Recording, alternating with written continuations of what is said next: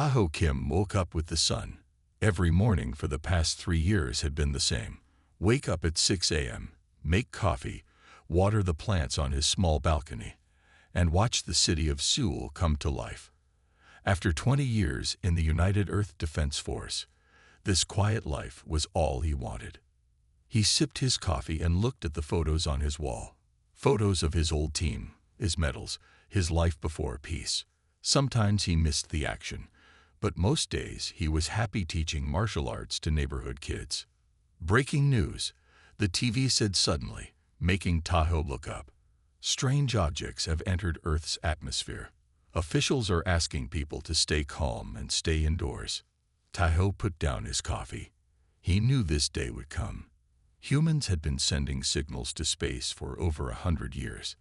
It was only a matter of time before someone answered. His phone rang.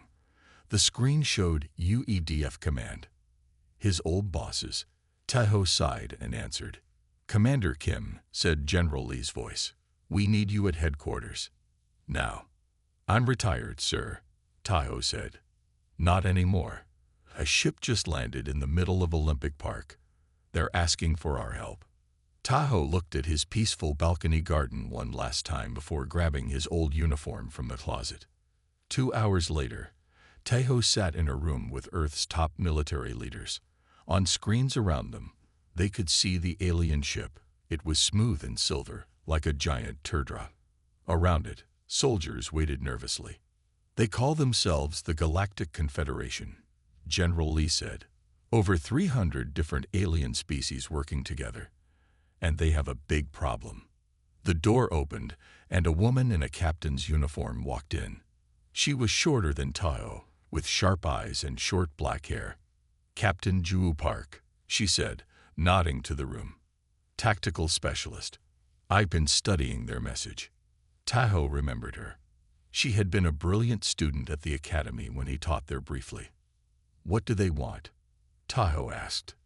"Us," Ju said simply. "They want humans." General Lee turned on a screen showing a recording.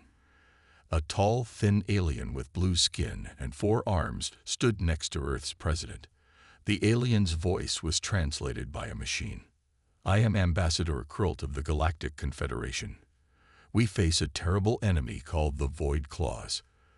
They attack our peaceful worlds, and our weapons cannot stop them. We need your help."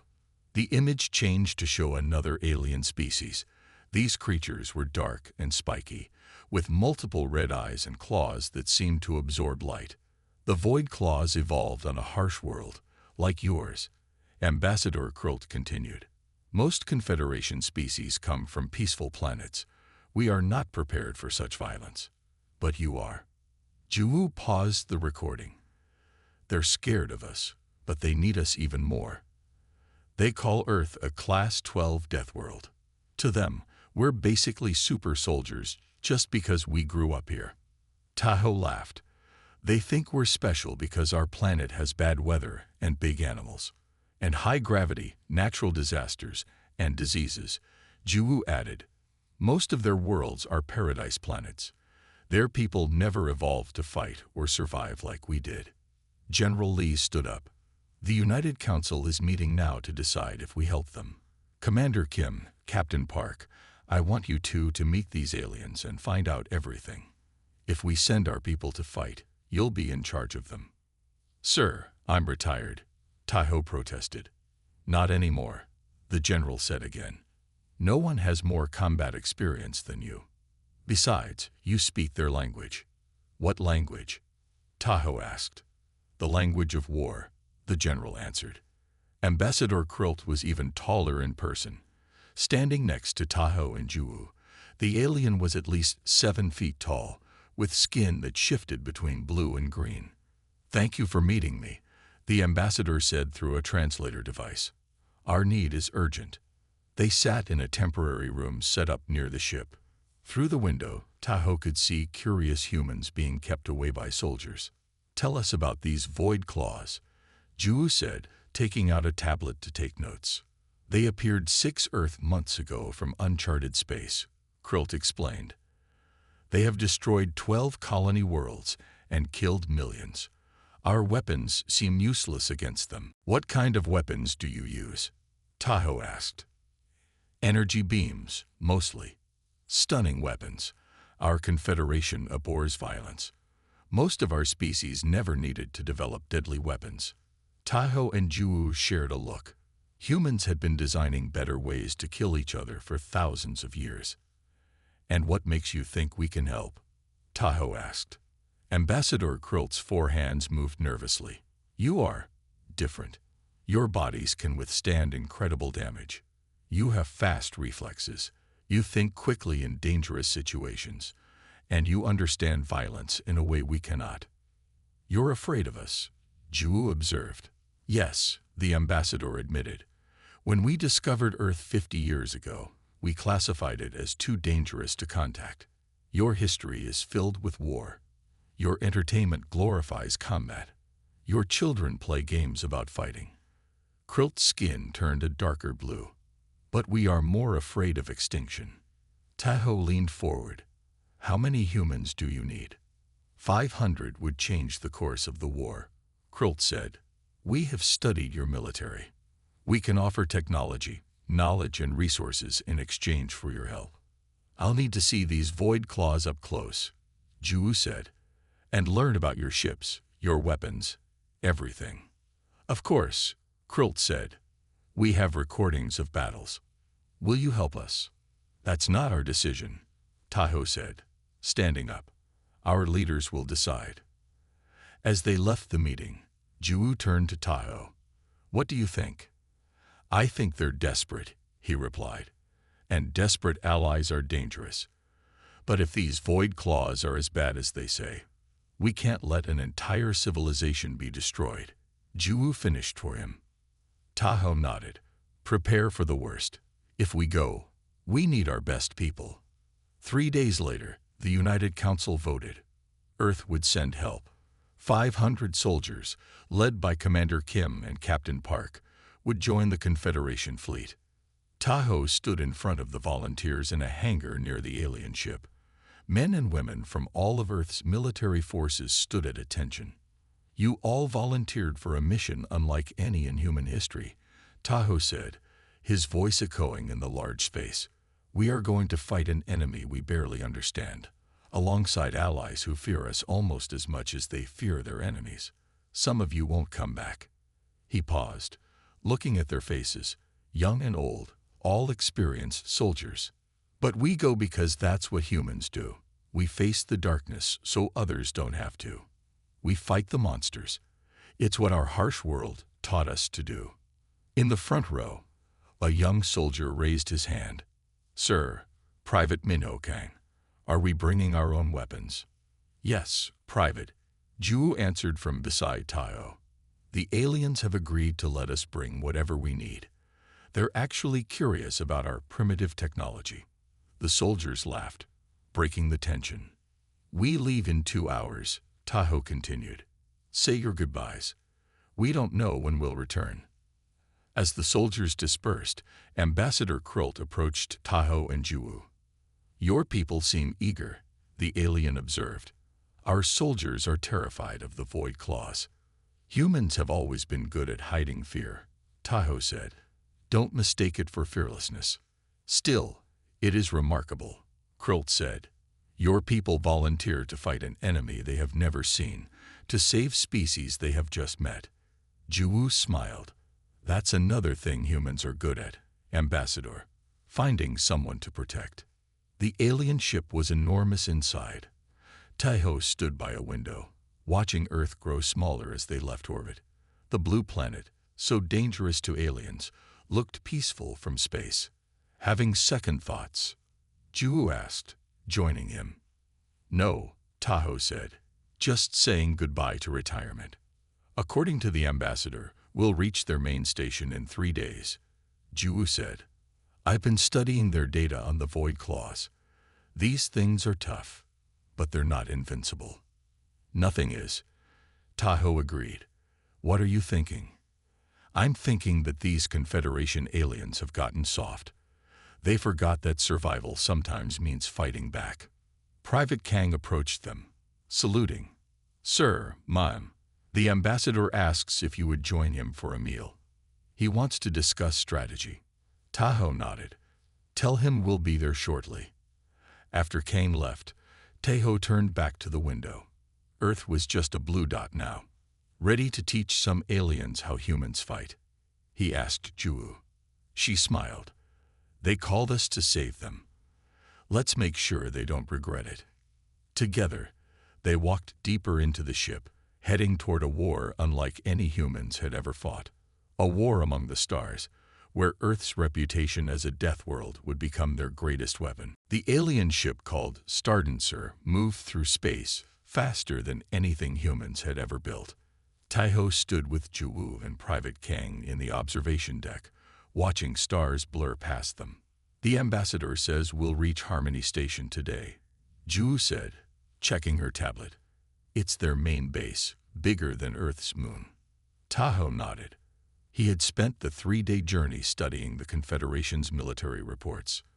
They were bad fighters with good technology, a dangerous combination. Private Kang, how are the troops? Tahoe asked.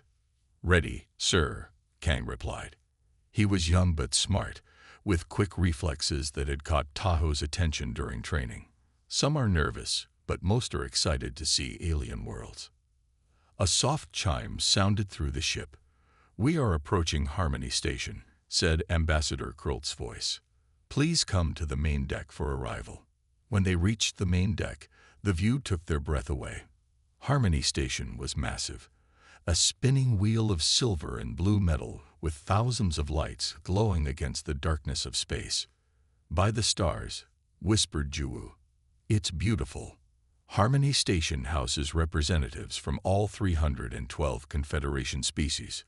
Krult explained proudly. It has been our center of peace for over 600 years. Until the Void Claws, Tahoe said. Krult's skin darkened. Yes, until them. The ship docked smoothly inside an enormous hangar filled with other vessels of various shapes and sizes. As the humans prepared to disembark, Krult stopped them. I must warn you, the ambassador said. Many here have never seen humans before. Some will be afraid of you. Please be patient with them. Tahoe smiled grimly. We're used to being feared, ambassador. Lead the way. The next day was filled with tests. Alien doctors scanned the humans, measured their strength, tested their reflexes, and took blood samples. Tahoe endured it with growing annoyance. Are we lab rats or soldiers? He muttered to Juwu as another blue-skinned alien with 6 eyes examined his hands. Both, apparently, she replied. But I'm learning a lot about them too. Did you know most Confederation species have never broken a bone? Their worlds have lower gravity than ours, and they've eliminated most accidents and hazards. So they've forgotten how to deal with pain, Tahoe said. No wonder they can't fight the Void Claws. A tall, thin alien with pale green skin approached them. Unlike the others, this one walked confidently toward the humans. I am Science Officer Lurtik, the alien said through a translator device. I will be your liaison for the duration of your stay. When do we get to fight? Tahoe asked directly. Lurtik blinked rapidly, a sign of surprise. You wish to engage the enemy already, without preparation. We've been preparing our whole lives, Juwu explained. Commander Kim means we need to see these Void Claws in action, understand their movements, their tactics. Ah, Lurtik said. Yes, we have recorded battles. I can show you. The alien led them to a large room with a holographic projector in the center. This is from Colony World Centaur, 2 months ago. A hologram showed a peaceful alien city with tall spires and gardens.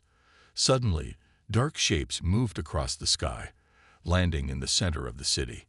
The Void Claws emerged from their ships, massive creatures with multiple limbs ending in long black claws that seemed to drink in light.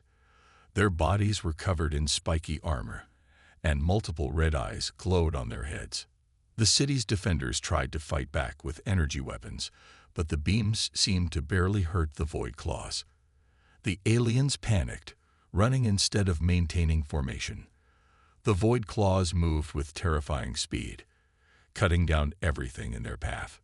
"Turn it off," Tahoe said after a few minutes. He'd seen enough. "Your soldiers run at the first sign of trouble." "They are not soldiers," Lortic explained. "Most Confederation species have not needed armies for centuries. These were security forces, not trained for war." "Then we'll have to teach them," Ju said. "Those void claws are tough, but they can be killed. Their attacks follow patterns. They're not invincible." A loud crash from outside interrupted them. They rushed to see what had happened. In the main hall, a large piece of equipment had fallen from the ceiling. Several aliens lay on the floor, narrowly missed by the falling object. Private Kang stood nearby, breathing hard. His uniform was dirty, and there was a cut on his arm. "What happened?" Tahoe asked. "The lift mechanism broke, sir," Kang explained. "I saw it starting to fall, so I pushed them out of the way." Lurtic stared at Kang with wide eyes. "You moved 6 people in less than 2 seconds, and caught the edge of a cargo lift weighing over 200 kilograms. Kang looked confused. It was falling. There wasn't time to think. A crowd of aliens had gathered, staring at the human with a mixture of fear and fascination. Tahoe heard them whispering to each other. "Deathworlder. So strong. Dangerous. Savior." Tahoe placed a hand on Kang's shoulder. "Get that cut looked at, Private." To Lurtic, he said, "When can we see active combat? We need to test our weapons against these void claws." "There is a scouting group reported near Outpost Zeta," Lurtic said hesitantly. "But our forces are not ready." "We are," Tahoe interrupted. "Prepare a ship, Captain Park, Private Kang, and I will take a small team. We need to see these creatures up close." Outpost Zeta was a small research station on an airless moon. By the time the human team arrived with a squad of nervous Confederation security forces, the Void Claws had already breached the outer doors. "Remember the plan," Tahoe told the alien soldiers. "Stay in formation. Aim for the joints in their armor. Don't run." But when the first Void Claw appeared around the corner, 3 of the alien soldiers dropped their weapons and fled. The others fired wildly, missing the creature entirely. "So much for that plan," Ju muttered, raising her rifle. "Kang with me." Flanking positions. The 3 humans moved with practiced precision, while the remaining alien soldiers provided covering fire. Tahoe approached the Void Claw head-on. The creature was even more terrifying in person, nearly 9 feet tall with claws that left scratch marks in the metal floor. It lunged at Tahoe, faster than something so large should move. But Tahoe had spent 20 years fighting in Earth's worst conflict zones. He dodged to the side, firing his rifle at the joint where the creature's arm met its shoulder. The Void Claw screeched, a sound that made the alien soldiers cover their ears in pain. 2 more Void Claws appeared behind it. 3 targets. Ju shouted, moving to a better position. She fired a burst at one creature's legs, causing it to stumble. Private Kang moved like water, sliding under a swinging claw and firing upward into the creature's body. His shots struck something vital, as black liquid sprayed from the wound.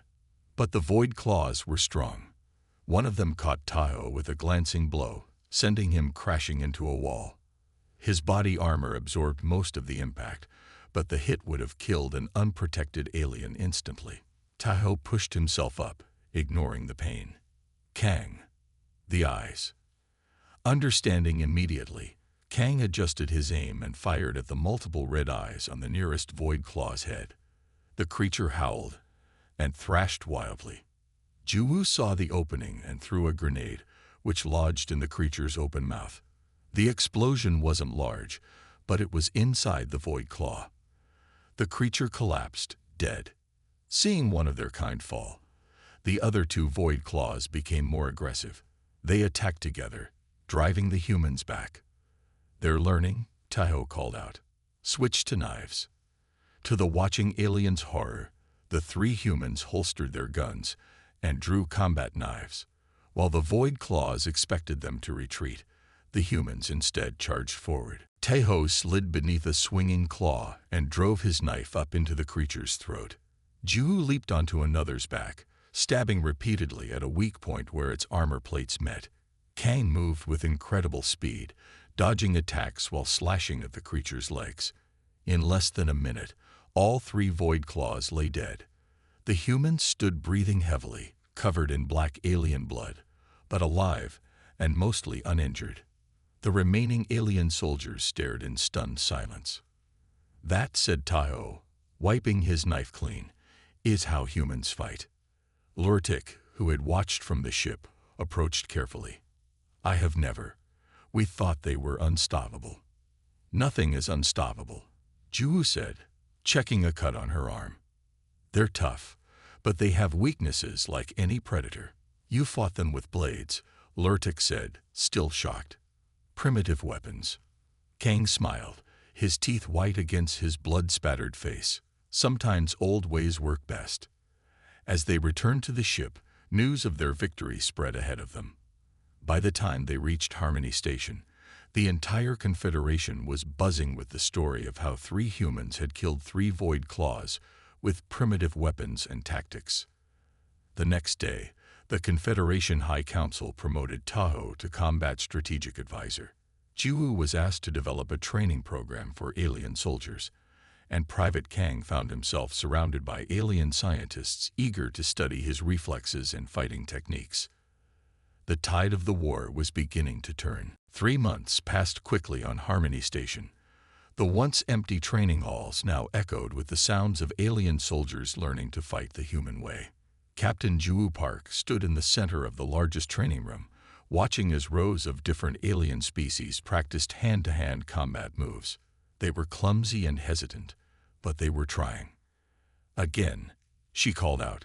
"Remember, you don't need to be as strong as a human. You just need to be smarter than the Void Claws." Beside her, Science Officer Lurtik observed with fascination. "It is remarkable," the alien said. 3 months ago, most of these beings would freeze in fear at the mention of combat. Now they willingly practice fighting every day." Ju smiled. "Fear can be overcome with training. That's something humans have always known." Across the station, Commander Tahoe Kim sat in a large meeting room with the Confederation High Council. As Combat Strategic Advisor, he was now responsible for planning all military operations against the Void Claws.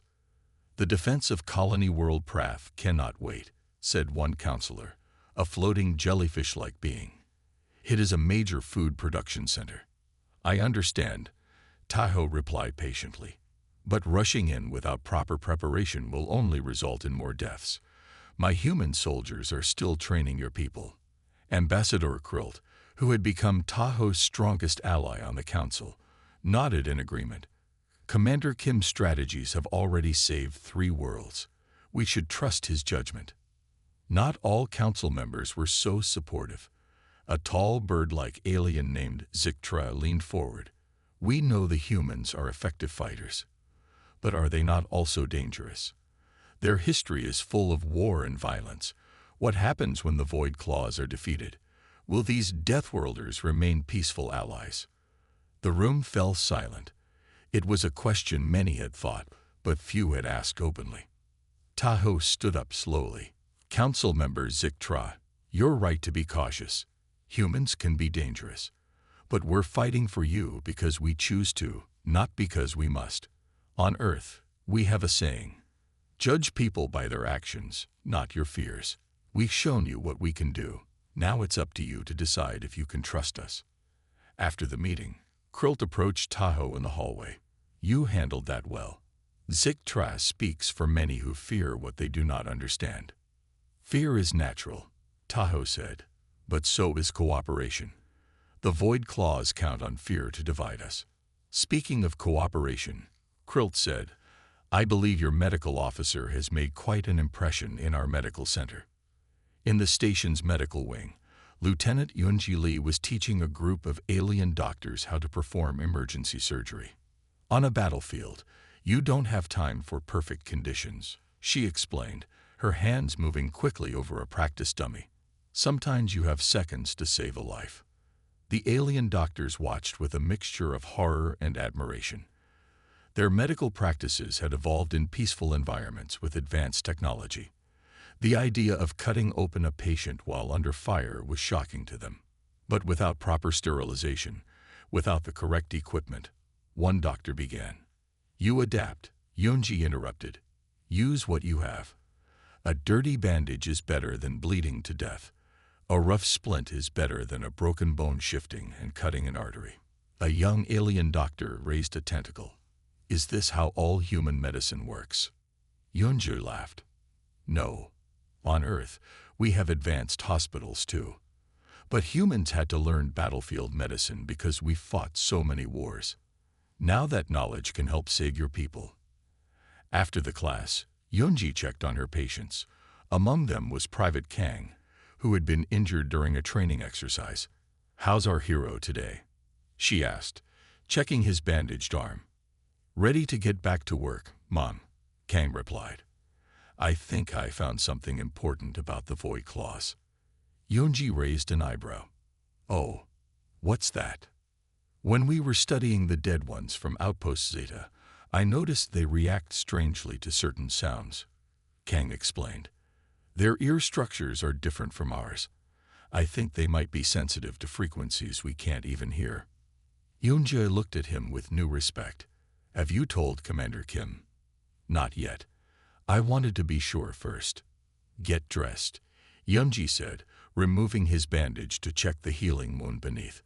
"We're going to the lab right now." In the science laboratory, Sergeant Minho Kang, recently promoted from private, demonstrated his theory to Commander Kim, Captain Park, and Science Officer Lurtik.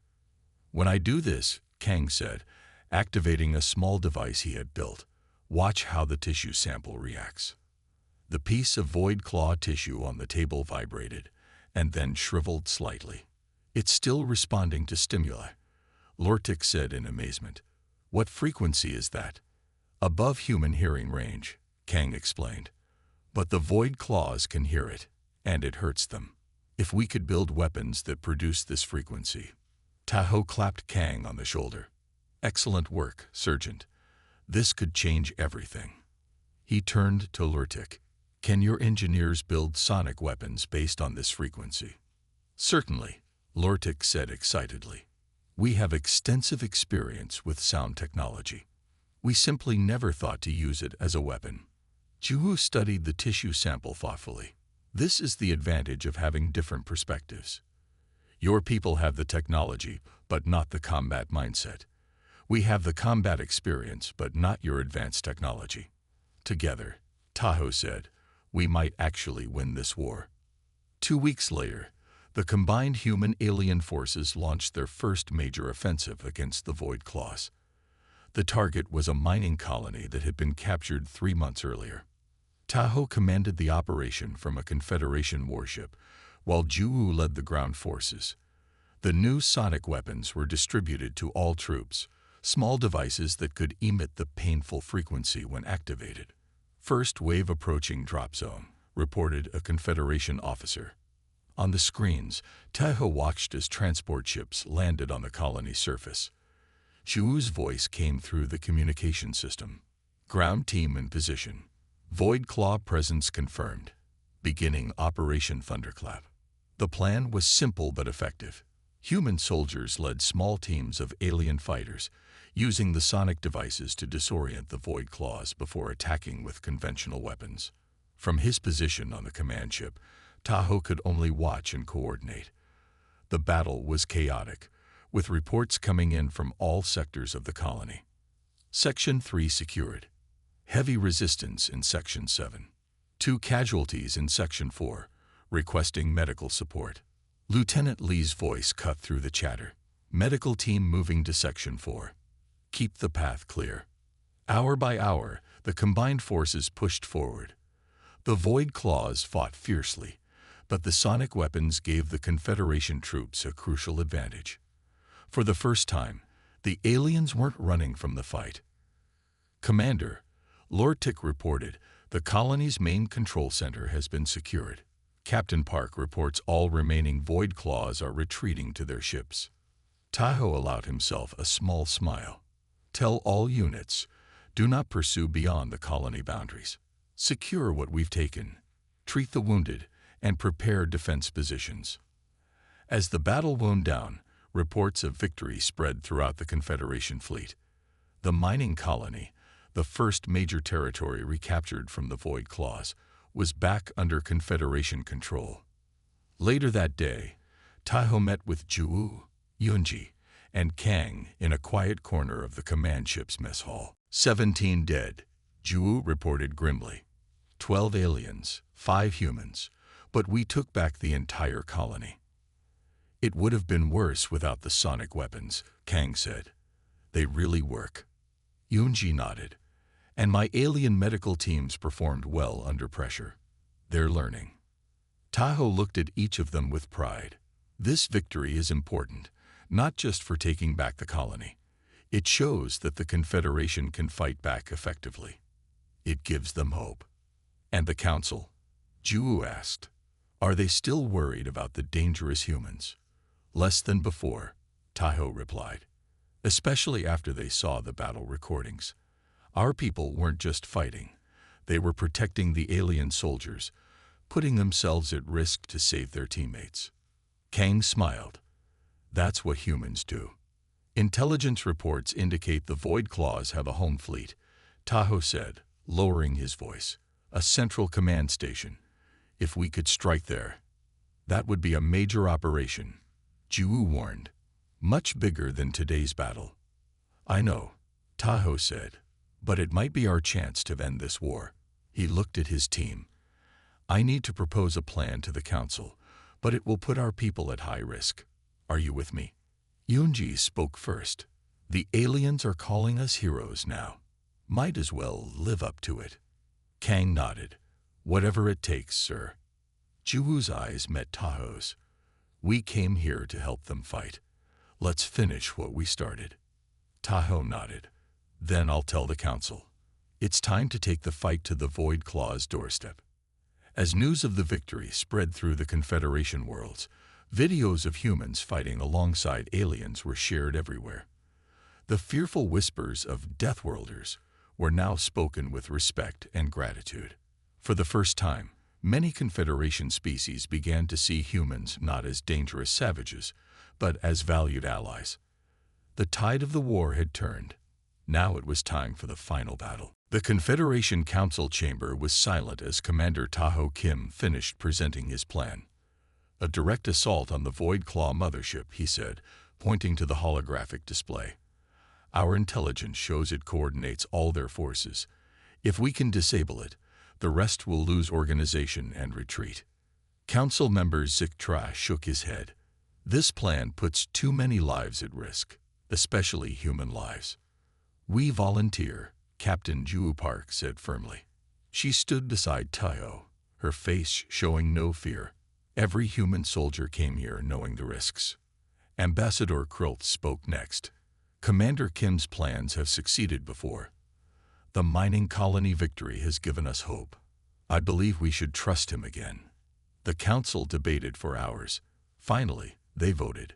The mission was approved, but narrowly. As they left the chamber, Tahoe turned to Juwoo. Select your best team. We leave in 2 days. The assault force gathered in the main hangar of Harmony Station. 500 human soldiers stood in formation, joined by 2,000 alien fighters, the best graduates of Juwoo's training program. Sergeant Kang checked the sonic weapons one final time. Each had been improved based on his discovery, now powerful enough to temporarily paralyze a Void Claw. Nervous? Asked Lieutenant Eunji Lee, setting down her medical kit next to him. A little, Kang admitted, but excited too. This could end the war. Eunji nodded. Just come back alive. I don't want to have to patch you up again. Across the hangar, Tahoe addressed the combined forces. This mission has 3 parts. The main assault group, led by me, will attack the Void Claw fleet directly. This will draw their attention. Meanwhile, Captain Park's infiltration team will board the mothership and plant the sonic disruptors at key points. These devices will broadcast the frequency Sergeant Kang discovered, but much stronger. It should disable their entire command structure. He paused, looking at the sea of faces, human and alien together. The third group, our reserve forces, will extract both teams once the mission is complete. The timing must be perfect. If we succeed, the war ends today. Science Officer Lurtik approached Tahoe. I wish to join Captain Park's infiltration team. You're not a soldier, Tahoe said, surprised. No, Lurtik agreed. But I understand Void Claw technology better than anyone. If there are obstacles inside the mothership, I can help overcome them. Tahoe considered this. It will be dangerous. I know, Lurtik said simply. But I have learned from humans that sometimes one must face danger for the greater good. Tahoe nodded. Very well. Join Captain Park's team. As the soldiers boarded their ships, Ambassador Krilt came to say goodbye to Tahoe. The council is still divided about humans, Krilt said. But I have come to see you as friends. Be careful, Commander. We always are, Tahoe replied with a small smile. Keep a light on for our return. The journey to the Void Claw territory took 18 hours. The assault force traveled in stealth mode, using technology the Confederation had developed but rarely needed for war. In the lead ship, Tahoe studied the final intelligence reports. The Void Claw mothership was massive, surrounded by smaller attack vessels. Their plan relied on surprise and speed. Ready for final approach, reported the alien pilot. Enemy ships not yet alerted to our presence. Tahoe took a deep breath. All ships, battle positions, begin Operation Endgame. The Confederation fleet dropped out of stealth mode and attacked. Energy weapons fired at the surprised Void Claw vessels. The main assault had begun. Meanwhile, Juhu's smaller ship approached the mothership from behind, using the chaos of battle as cover. Her team included 20 humans, including Sergeant Kang and Lieutenant Lee, and 10 aliens, including Science Officer Lurtik. Docking in 30 seconds, Juhu told her team. Remember, our goal is to plant the sonic disruptors at the 5 key points. Team Alpha with me, Team Beta with Sergeant Kang. Move fast, stay quiet. Their ship attached to the mothership's hull. Using cutting tools, they created an entrance and slipped inside. The interior of the Void Claw ship was dark and humid. Strange organic material covered the walls, pulsing slightly like it was alive. This way, Lurtik whispered, consulting a small device. The main power node should be through that passage. Team Alpha, led by Juhu, moved deeper into the ship.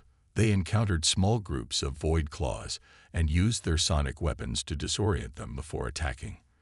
The plan was working. Meanwhile, Team Beta, led by Sergeant Kang, headed toward the ship's engine room. Lieutenant Lee stayed with them, ready to treat any injuries. Contact, 30 meters ahead, Kang signaled. A large group of Void Claws guarded the entrance to the engine room.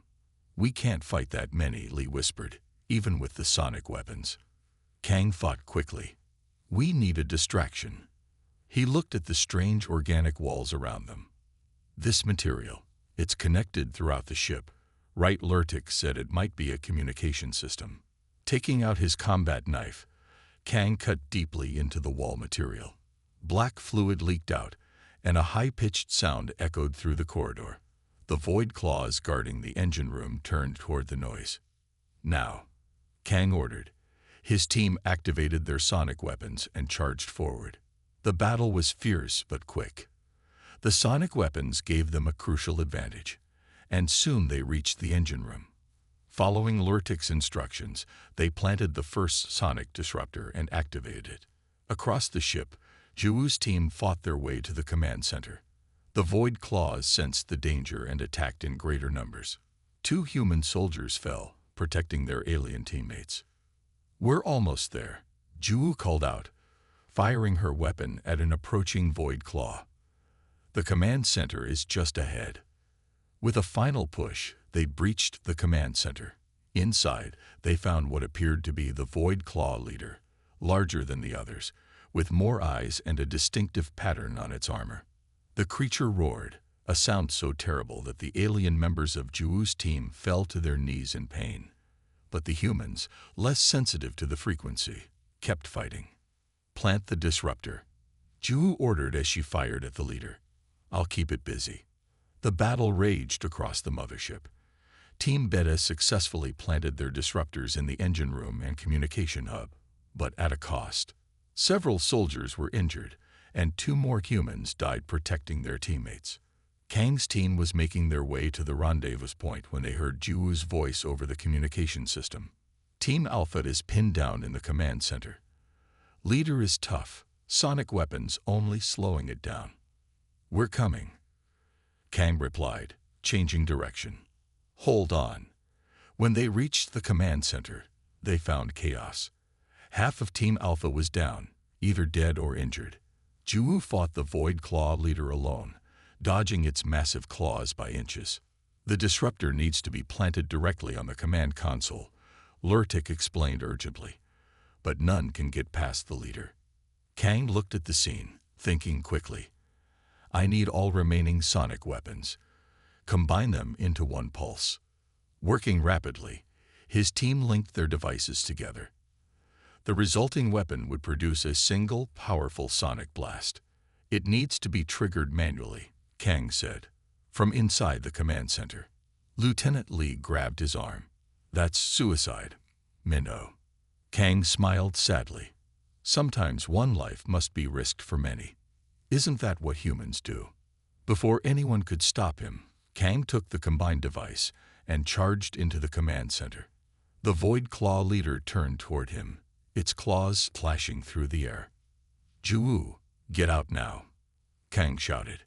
Captain Park, understanding his plan, retreated with the survivors. The Void Claw leader lunged at Kang, who dodged just enough to reach the command console. "For Earth," he whispered, pressing the activation button. The sonic pulse was devastating. It ripped through the command center, disorienting the Void Claw leader long enough for Kang to plant the final disruptor. But the creature, though stunned, lashed out blindly. Its claw caught Kang across the chest, throwing him across the room. As he fell, he hit the activation switch for the disruptor network. Throughout the mothership, the sonic disruptors activated simultaneously. The coordinated frequency tore through the Void Claw's sensitive hearing organs. The creatures fell, writhing in pain. On the main battlefront, Taiho watched in amazement as the Void Claw ships suddenly stopped attacking. Some began to retreat in disarray. "It worked," he breathed. "All forces pressed the advantage. Extraction teams, get our people out of there." Back on the mothership, Juwu led the survivors in a desperate retreat.